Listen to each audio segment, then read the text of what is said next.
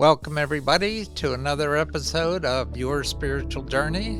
This is Dr. Bob, and this is the space and the place where we talk about things important to your soul. As always, we ask that you consider subscribing, maybe like us, and help us by supporting us on Patreon. Today's guest is quite an amazing person, and I think you're going to love her story. Ellen Wood is a prize-winning author and columnist who successfully reversed early Alzheimer's symptoms through a unique mind, body, and spirit program. She's penned a two-part book endorsed by Marianne Williamson and a number of doctors. The series that offers a unique anti-aging program combining cutting-edge science with ancient practices to empower the spirit and quiet the mind and enhance the brain. This groundbreaking book series, The Secret Method for Growing Younger, Volumes 1 and 2, really shows her vibrant energy, her keen mind, and how she's enhanced the brain. And these are treatments and procedures that both of these books carry. And she carries the Alzheimer's gene, APO-E4, but her daily practices aim to prevent its expression, and it makes her an example for those fearing a similar fate. It's not a distant promise of youth, but a journey that enriches each day with joy, inner peace, and harmony amidst life's noise and challenges. So I think you're going to find this very interesting, but as we always begin, Ellen, if you would, first describe your spiritual journey from childhood until now, and then we'll get into these groundbreaking books that you've written. Well, I was baptized in the Greek Catholic Church. It's the Byzantine Rite. But I was sent to Roman Catholic school for 8 years, and then I went to public school. So I was very much a Catholic until I was a teenager, and somehow, I don't know how this book got into my house because it wasn't anything that you would normally find in my particular house. It was called The Third Eye by Lobsang Rampa. And it talked about meditation, and all I wanted to do was to meditate, to learn how to meditate. And that became something that was so important for me. And then I learned about Deepak Chopra. I learned a lot from Deepak Chopra and Bruce Lipton and Greg Braden and Marianne Williamson. And I use the spiritual lessons that I learned, I used to keep the Alzheimer's symptoms, the early symptoms, from becoming severe. Because for 10 years, Bob, I watched my mother waste away with Alzheimer's, and her brain function got progressively worse until towards the end, she didn't even know who I was, and we had been very close. Then 5 years after Mom died, I found myself with the early symptoms. My short-term memory became very fragile. My tongue kept tripping on words, and I used a ton of sticky notes just to function. And it wasn't severe, but my kids noticed, and they insisted I go to the doctor for testing. So when I saw the doctor, she said to me, "What year is it?" And I laughed. And then she said, "Who is president of the United States?" And I'd realized, oh, this must be the Alzheimer's test. So I aced it. because the symptoms were not that severe. And then, uh, but because I had asked for the test, it went into my medical records. And this might be important for your viewers. Uh, when I applied for long-term care insurance, they turned me down because they said they found the Alzheimer's test in my medical records. So, but I've always been on the spiritual path, and I still am. I still pray. I have a prayer that I say to Saint Joseph every day. That is very important to me, and Saint Joseph always grants my wishes. But I also have the other uh, some of the Buddhist practices as well. And meditation is very much a part of my life. Prayer and meditation are a very important part of my life. So there, And I have this little process uh, of watching my thoughts. And if I've noticed that I'm saying something or thinking something that's negative, I will I will close my eyes and say, with every breath I take, my brain gets healthier and I get happier. And then I say, thank you, thank you, thank you.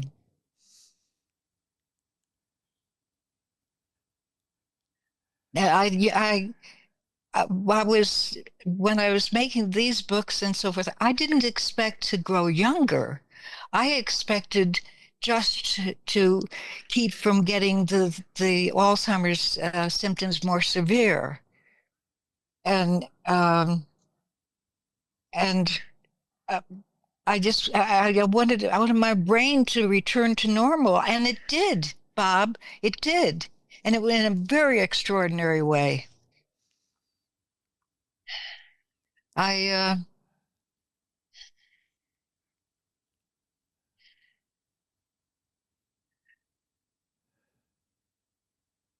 Have you heard?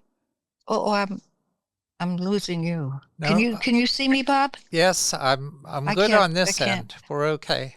Okay, I can't see you, All right. but okay. Let me tell you that I want to ask you a question.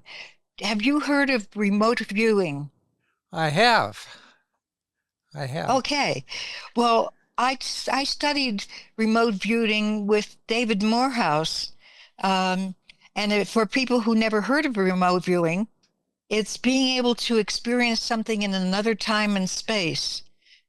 And it was first developed by the Soviet Union during the Cold War, and they used it to spy on the United States. And then the United States put together their own program called Stargate and used it to do spying on the Soviet Union and the others, I suppose. And you would, in the training that I went to, the David Morehouse would give us a target that he would know about, but we didn't know what the target was. And so there was a process whereby he would give us some numbers while we were sitting at a desk, and we'd write down those numbers that represented the target. Then we would go and lie down and we'd cover our eyes and we'd have next to us a sheet of paper and a pen. And then he would play music that would put us into a theta brain wave. And then when the music stopped, we would roll over and draw or write whatever we experienced or saw or heard. And I was really good at it. In fact, I can tell you one of the targets, I drew an oval and then it had flames coming out of it. Um, and the target was the Hindenburg explosion. Oh my. So it just sounds so incredible. Excuse me. But there's more to what's going on in our lives than we realize. So, but anyway, then I went back for advanced remote viewing training the next year with my friend again. And he gave us some targets. And then he said, now I'm going to ask you to go into the matrix and ask for messages. And so we did that, went through that. And then afterwards, he sent us out to go to dinner. And my friend and I were crossing a 6-lane highway to get to a restaurant. And she turned to me and said, did you get any messages? And I said, yes, I got quite a few. But I got one really silly one. Let me give you a good laugh. I clearly heard, and I wrote it down, spin clockwise to become younger. And she didn't laugh. She said, of course. I said, what do you mean, of course? She said, that's the number one of the Tibetan rites of rejuvenation. She said, my husband has the book. I'll lend it to you. I was in such shock. She had to pull me out of the highway because the cars were coming. And I couldn't even eat dinner that night. It was so shocking to me that this was something real. So I got the book and I learned the Tibetan rites. And in fact, I'm coming out this year with a book on the Tibetan rites of rejuvenation called Five Tibetan Rites the Right Way. And I have a video on YouTube that has 650,000 views. And if anybody wants to see it, just go to YouTube and put in Tibetan rites, RITES, Ellen Wood, and you'll be able to see me in my pink sweatsuit doing those Tibetan rites. I've seen that video. Oh, you did? Yeah, you look great in pink. Thank you. Well, the Tibetan rites are ancient physical movements. There are 5 of them, and they were passed down to in the monastery, in the monk lamastery, I think they call it, and they were kept secret for 2,500 years.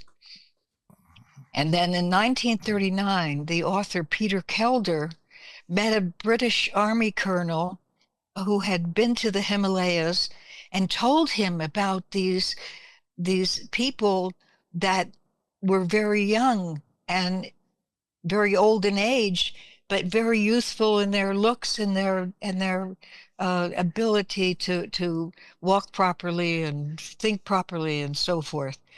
So Peter Kelder wrote a book. He learned how to do them from the British colonel, and he wrote a book, and he called it Eye of Revelation. And then later, the publisher called it The Ancient Secret of the Fountain of Youth. And I'm now 88 years old, and I do those Tibetan rites every day, and they really work for me.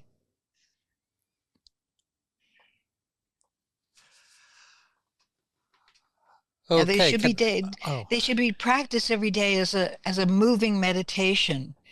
And it's the intention is to activate the 7 key energy centers in the body. Now, these aren't the same as the 7 chakras that we're familiar with. There are 2 in the brain, one at the right side opposite the liver, one at the base of the throat, one in your sexual center, and one in each knee. And the purpose is to get, these are called vortexes, and the purpose is to get these vortexes spinning at the same rate of speed as that of a robust, strong 25-year-old.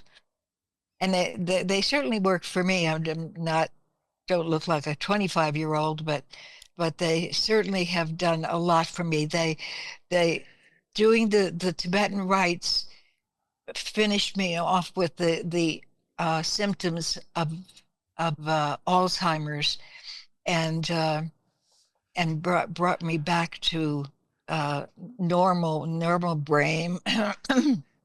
Excuse me. And we also have the epigenetics that um, Dr. Bruce Lipton talks about a lot, which is how the environment influences how our genes are expressed. And so it's it's our mind, and what's going on in our mind and what's going on in our lives, and our emotions, um, and so there's a lot to spiritualization is, besides just praying to God, there's also watching your thoughts and seeing what you're saying negative about yourself or somebody else. Um, so anyway, do you have any questions so far? I do. So, Okay. so a couple thoughts. Uh, you were, it sounded like you were being raised at home in the Eastern Orthodox tradition, but you were going to school at a Roman Catholic school. Uh, so at a young age, did you learn the difference between those two? Did you have a sense of maybe conflict within that those two belief systems, or were you too young to think about it?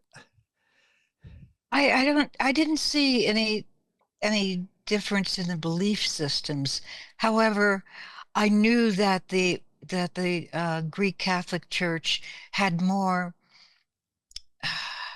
uh, ceremony.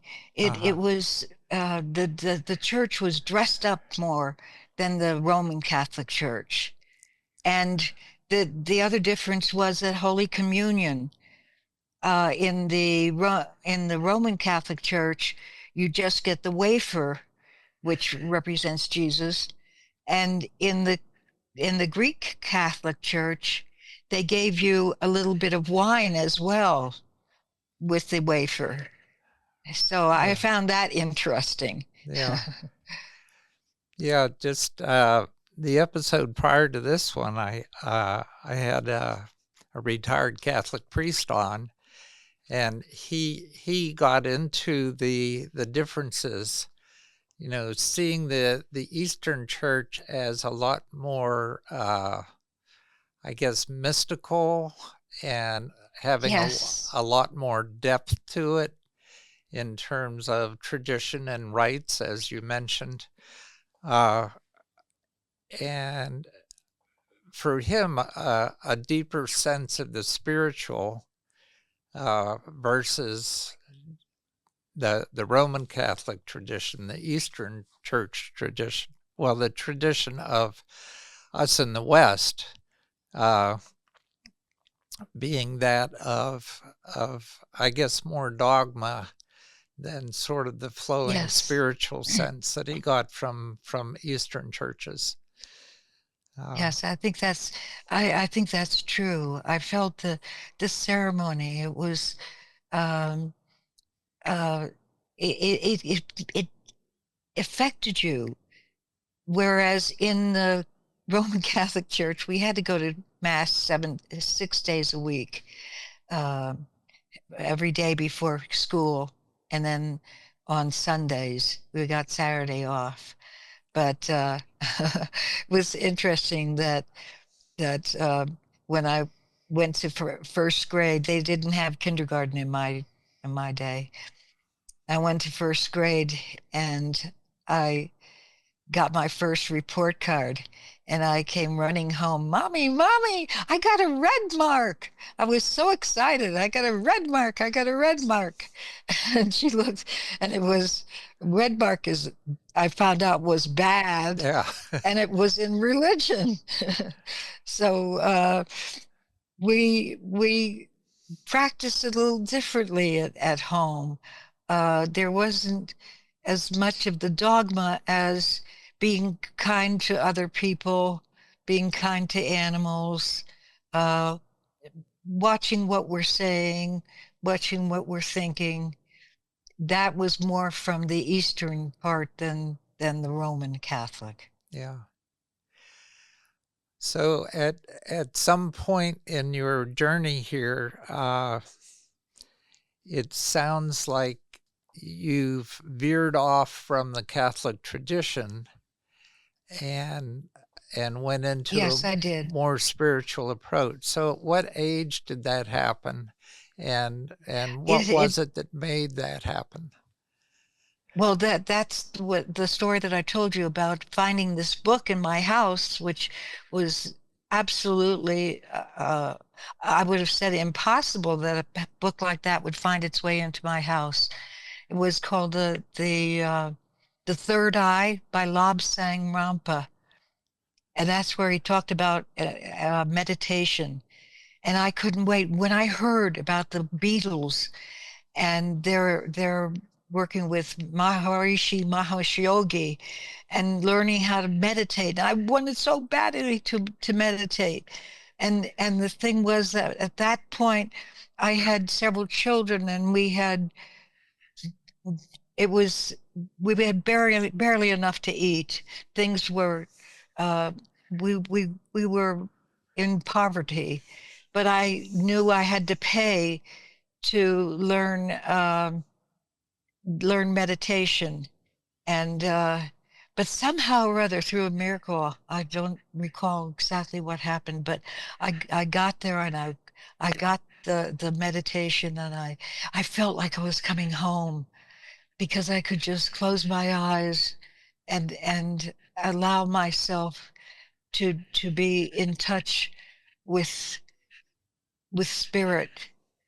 Yeah. And it just was so remarkable to me that it's something I never forgot. And I still remember my mantra and I use it from time to time now.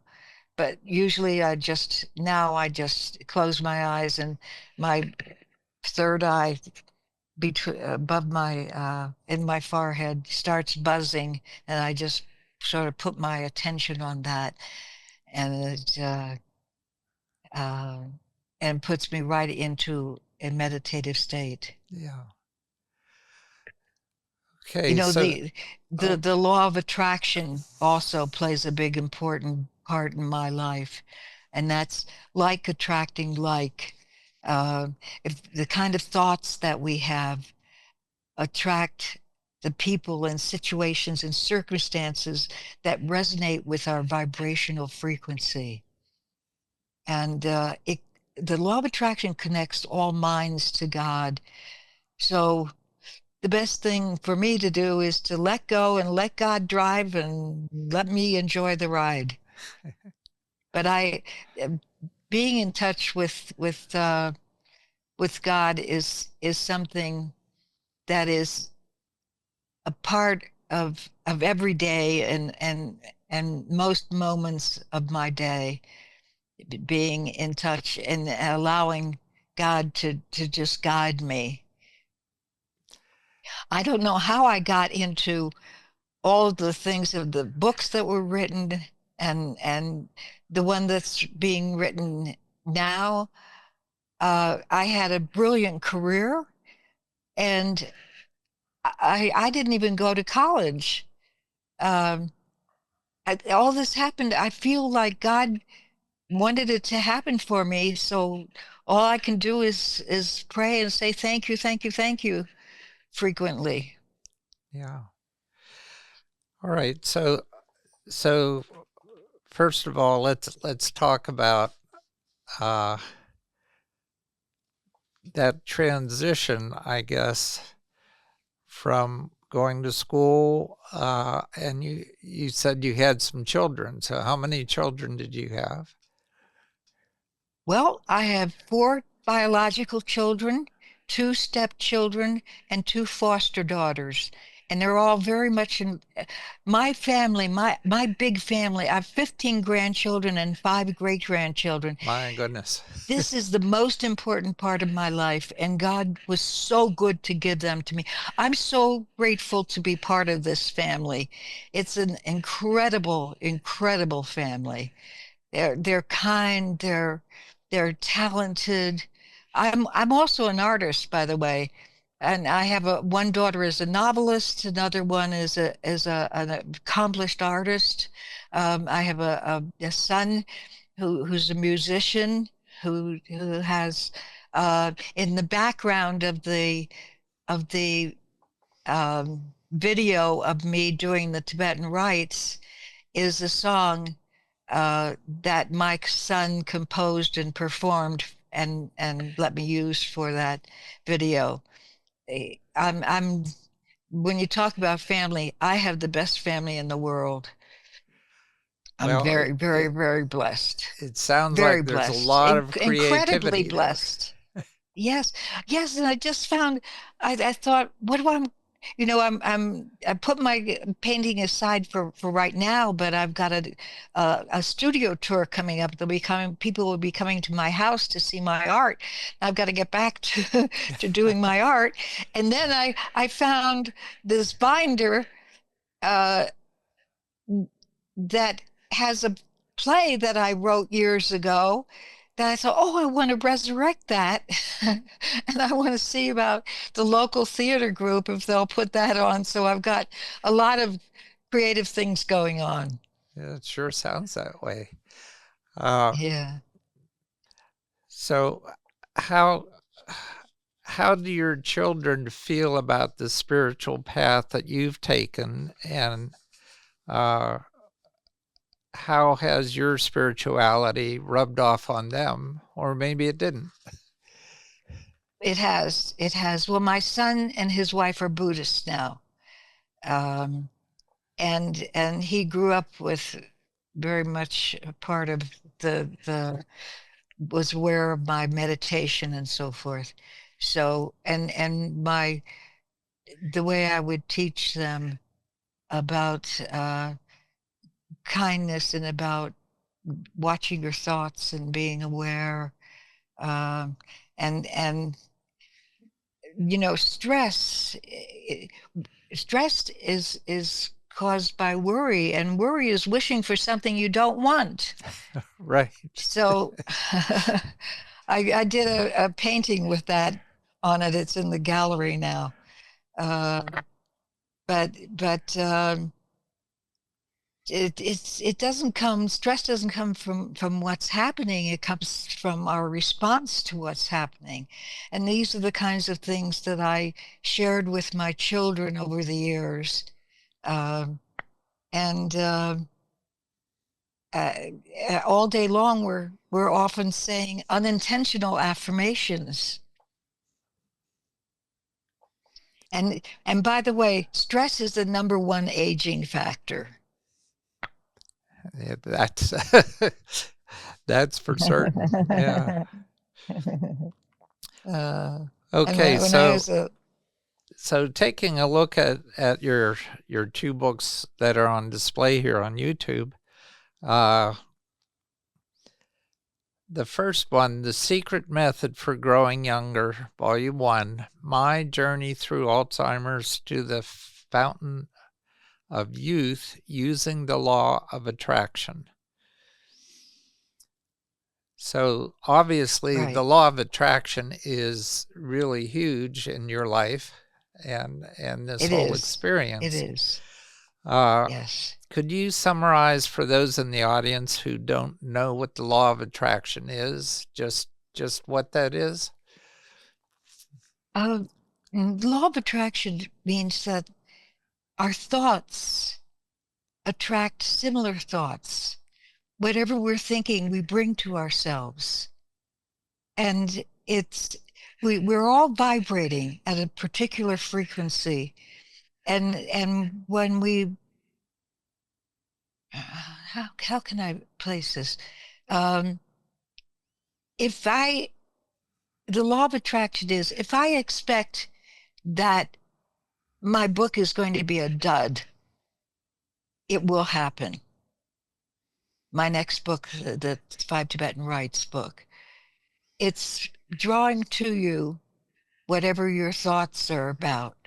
That's the law of attraction, that your thoughts create you and your thinking and your even your body and everything about you.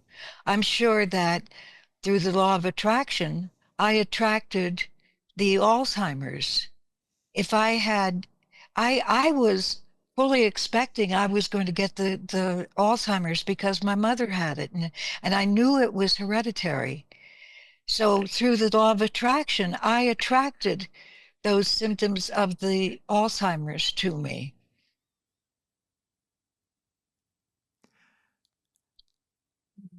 You know, when I was a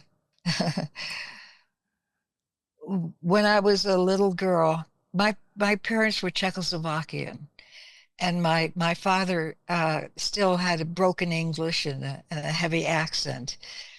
And I used to worry when I was a little girl. And he used to say to me, "Little girl, you no think you can take cat nap while God take care of things?" So that was a good lesson for me, that I could take a cat nap and let God take care of things. Yeah. So I still remember that, Yeah, that's and beautiful. try to think of that when I start if I start worrying about anything. Yeah. Yeah.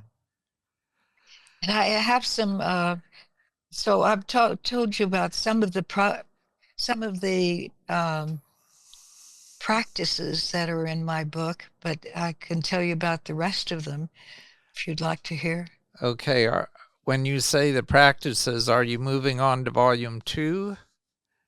Yes, I'm moving on to volume 2. Okay. So just just to mention a couple things in volume 1 to make sure that people Okay. don't just skip to volume 2 and forget about volume 1, Oh, because okay. Well, thank you about that. well, Thank you for because that. it's a process that you take us through. Uh, and you have a chapter on examining your perceptions of old age. And Right. I think that's very well connected to the law of attraction, because It if you have is. assumptions about what's going to happen as you age, you bring those things about by thinking that these things are going to happen to you. Exactly. Exactly. They happened with that's why the Alzheimer's came to me. Yeah. Uh, so then you talk about how to change that focus, but you say it's a 30-second grow younger method. So what can you do in 30 seconds that's going to help you grow younger? Hmm. Well, it's a part of what you do to grow younger. I mean, it doesn't, you don't just take 30 seconds and bang, there you are. The genie made you 25 years old. But it's what I had mentioned before. It's where I would close my eyes and put my attention on my third eye. And I would say, with every breath I take, the cells in my body grow younger. Um, and then I would say, thank you, thank you, thank you. So that's something that, especially if you catch yourself saying something negative about yourself, to just say, with every breath I take, the cells in my body grow younger. Uh-huh. Thank you, thank you, thank you. Okay. Then you give some powerful transformation tools. The youthfulness collage. What is that? Oh, I don't even do that anymore. But I can tell other people how to do it. You get a piece of cardboard and you cut out pictures that represent youthfulness to you, and you paste them up there. You look at them and you acknowledge that you are also growing younger. Um, it's that's what that's all about. It's just having what do they call it? Well, I call it a youthfulness board, but but there's another name for it, but I can't think of it right now. Yeah. Okay. And then you combine that with affirmations. Right. Yes. Yes. You combine it with affirmations every Okay. day in every way. I am getting younger and younger. That's, every day in every way I am getting better, better and better. That's, who was that first started that? I've forgotten now, but Yeah. Uh, and I have to confess to using some of your affirmations now every night when I go to sleep, to put those things into my mind and into my sleep, into my subconscious. And they've been very why do you helpful. say it's a confession? It's a wonderful thing that you're doing. Well, I just thank you for those. So Sure. six habits to guarantee your success. Now, nobody guarantees success. How are you doing that? Oh gosh. I haven't even looked at that book in a long time, Okay. but I'm not sure. Give me a hint. Well, let's see what we have here. Six, I mean, the idea that I got from that is that our lives are all about our habits, and often some of those habits are negative. And if we Yes. can turn that Yes. around and look at what our habits are, and then Yes. substitute those negative habits with positive habits, Yes. Yes. you know, Yes. Well, neuroscientist Rick Hansen studied about how our negative thoughts and positive thoughts affect us. And he said that positive thoughts are are are like um, well, negative thoughts are like Velcro. They stick with you longer, and that's because of the um, our ancient part of our brain, and and and positive thoughts are like Teflon. They slide away quickly. He did that through his research, and he wrote a book about it. uh, And the thing is that he suggested that when you have something positive happen, stick with it, keep it in your mind for 2 minutes, and start making creating a way to change from always the having the negative ones that stick like Velcro. uh, make the positive thoughts stick like Velcro, and instead of Teflon where they just fade away quickly. yeah, Isn't that interesting? it is.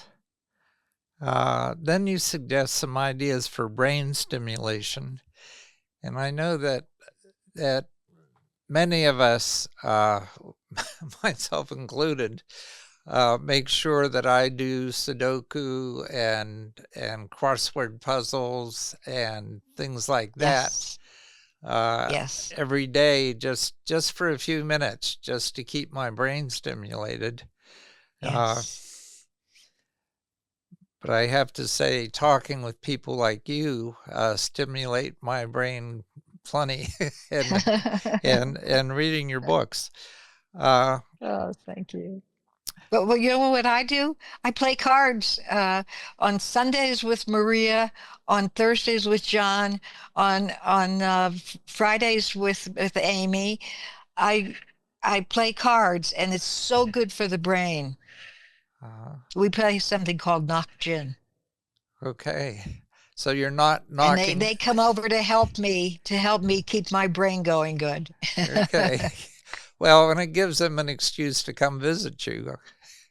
Yes, yes. Yeah, And for me to have, and they go for walks with me too, because yeah, my daughter, Summer, is she's sort of in charge of me, and yeah, uh, when I can't live alone anymore, I'll be going to live at her house, and she's so sweet and so kind and so wonderful to me. But she asked my friends to go for walks with me so that I can get out and make yeah, sure that I walk. And they have different days of the week that they come and walk with me. One of them says, I don't go for walks, I dance. So she comes and brings her she brings her phone with the things and a timer, and we dance for 15 minutes. And I do it with my weights, my 5-pound weights. So it's I'm getting the extra exercise with the weights. yeah. That's great. One thing that I appreciated about your book one is that at the end you have a bibliography, recommended readings, and you've already mentioned quite a Good. few authors and Yeah. people you followed, uh, but that's a great reading list. So Good. if anybody in the audience is looking for a great spiritual reading list, check out book one and the recommended readings there. Now, book two gets into daily practices, and I think that's where you were going Yes. before I interrupted you and said, let's Yes. get through book one That's first. right. Right. Uh, so, But what book are, two also tells about my life and the deep depression that I had, and so forth, that I was able to pull myself out of, uh, not without the help of antidepressants. But I thought that antidepressants were bad for me, so I would take myself off, and every time I did, the depression would come back worse. So I finally got it through my noggin that I shouldn't take myself off, and I am on antidepressants, and I haven't had an episode in like 20 years. yeah, yeah, it is sometimes something that puts people at odds in the spiritual world, uh, because there's many who feel that, well, every problem is a spiritual problem, and I shouldn't have to take any kind of medications. I should be able to Right, spiritually figure this out right. and work Yes, it out at a yes. spiritual level. That's what I thought, and I did that so many times. I stopped. It would cure me, and I would stop again and say, "No, just faith will get me through." But it didn't, and it wasn't Yeah, meant to be. That, but I was able to get through by staying on. And you know what? I realized God sent me those those antidepressants. It's yeah, like the guy who there's a flood, and he goes up to the roof as the boat comes by and says, "Hop in." Uh, or no, first it was a Jeep that came by and said, "Hop in and we'll save you." And he said, "No, no, God will take care of me. God will take care of me." And then the water kept rising and rising, and then this rowboat came by and said, "Hop in." And he said, "No, no, God will take care of me. God will take care of me." And then he had to keep climbing until he was on the roof of the house, and this helicopter came by and said, "We'll put the rope down and you climb up and we'll help save you." And he said, "No, no, God will take care of me." And then the water came and he drowned. And he saw God in heaven. He said, "Why didn't you take care of me?" God said, "I sent you a Jeep. I sent you a rowboat. I sent you a helicopter. What more did you want me to do?" yeah. So Well, I'm saying to you that God sent me the antidepressants. yeah, yeah. It's good to sometimes just accept and relax and release. You know. Right. Okay, so volume 2, uh, you provide some mind, body, and spirit self-help practices that actually reverse memory loss and give you more joy. Not just more joy, Yes. but more joy, joy, joy. Yes. Joy, joy, joy. So go ahead and share some of those practices with us. Okay. Well, I mentioned already observing your thoughts, but Mhm. one of the things that I do is I have sticky notes. I use sticky notes a lot. And I put down Waitron, Waitrn. And when I see that, I say, what am I thinking right now? And I'm practicing that to get to the point where I am always aware of what I'm thinking. I I I have gotten to the point where I'm very aware of what I'm thinking and what other people are saying too. And it's like fingernails on a blackboard when they say, "Oh, I'm too old to do this. Oh, I'm too old to do that." And uh, to me, I'm very aware of what they're saying, and so I've really got myself to the point where I don't really need those sticky notes as much. I'm very aware of what I'm thinking and what I'm saying. Yeah. So that's number one. And number two is to release toxic emotions with EFT, which is emotional freedom technique. Now, I am so happy that I have not had to use it. It's if you're having a problem, um, you might say you would tap on points of the body while you say things like, even though I'm stressed out and overwhelmed, I deeply and completely accept myself. And you tap on the body, um, and it releases toxic emotions. So that's number two. And number three is to say and write a short affirmation 7 times, and you do it 4 times. Uh, like, I love my life. I love my life. You write it 4 times with your dominant hand, twice with your non-dominant hand, and another time, one more time with your dominant hand.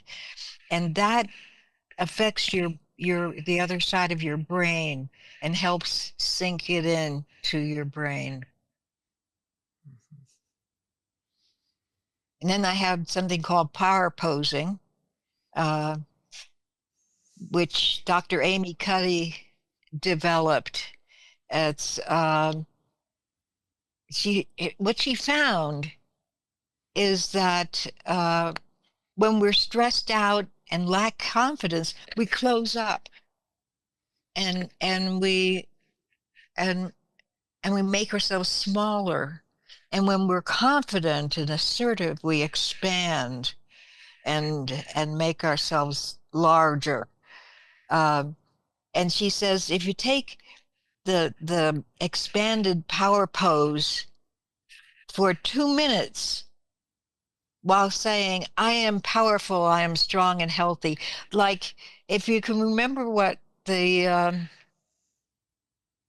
Wonder Woman looks like, she's she takes up space. Yeah. Uh, anyway, Dr. Cuddy found that this can actually help you become powerful and stronger and healthier. And then number six is to dry brush your skin because it stimulates the lymph glands uh, that draw off the toxins, and it also sheds dead skin. And always brush towards your heart. Brush up towards your heart and brush down. Never brush your face or your nipples. Brush down towards your heart. And while you're doing it, you thank each part of your body. Thank you, leg, for carrying me around. Thank you, hand, for uh, being able to grab things. Um, and number seven is to meditate. That's a daily. I, I'm going to tell you that one of my soul sisters said, for your birthday, I'm giving you the present of, we will each every day do the 5 Tibetan rites and meditate twice. And then we will be accountable to each other, and we will text each other and say, I'm done. And that has been the most powerful present that I think I've ever gotten. Because if it's getting late and I think, oh, I don't feel like doing the Tibetans, and then I think, oh, I'm going to disappoint her, and I have to tell her that I didn't do them, so I make myself do them. But it's a great accountability system. Yeah. Great. And then the last one in the book is do something good for someone every day. If it's coming to the end of the day and you haven't done anything good for somebody else, text a loving message to somebody, or give your dog an extra strong petting or something. But by the way, they say that if you do the Tibetan rites, that you don't get gray hair. I am 88 and I don't have a single gray hair. I have to go and get it when my dark roots come in. I just had it done. I have to get my hair blonded because I don't have any gray hair. If I would get white hair, I wouldn't have to pay for it Yeah. for it every couple of months. Oh, But yeah, well, I'm just that's terrific. yeah. And Yeah. at the end of that book, you also have something that I appreciate, which is your daily practice checklists, so that you can Yes. keep yourself on track with Right. these Right. practices. So that's very helpful. Well, we have Good. come to the end of our time, and at the end of every podcast, I always ask the guest to leave our audience with a few words of wisdom. Both these books are full of words of wisdom, but is there anything in particular you would like to leave this audience with? Yes, there is. It's about the future, and there's hope that we're not going to only slow aging, but we're going to really reverse aging with Dr. David Sinclair, published a research paper from the Harvard Medical School, the University of Maine, and MIT, titled Chemically Induced Reprogramming to Reverse Cellular Aging. And Dr. Sinclair said, and I'm reading this now, until recently, the best we could do was slow aging. Now, new discoveries suggest we can now reverse it. And he says, this new discovery offers the potential to reverse aging with a single pill, with applications ranging from improving eyesight to effectively treating numerous age-related diseases. And by the way, this breakthrough earned a Nobel Prize. Wow. So I don't know if it's good or bad. I told my daughter Summer, and she said, "Oh, Mom, that's terrible. There's not going to be enough room for all of us." Right. Yeah. But this is something to look forward to and to keep up with and find out what Dr. Sinclair is doing with finding this single pill to reverse aging. Yeah. I just thought I'd just add that to what else we were talking about. Okay, audience. As always, take what you've heard and integrate it into your life if it resonates with you. If not, just put it on a shelf until you're ready to deal with it. And until next time, this has been your spiritual journey.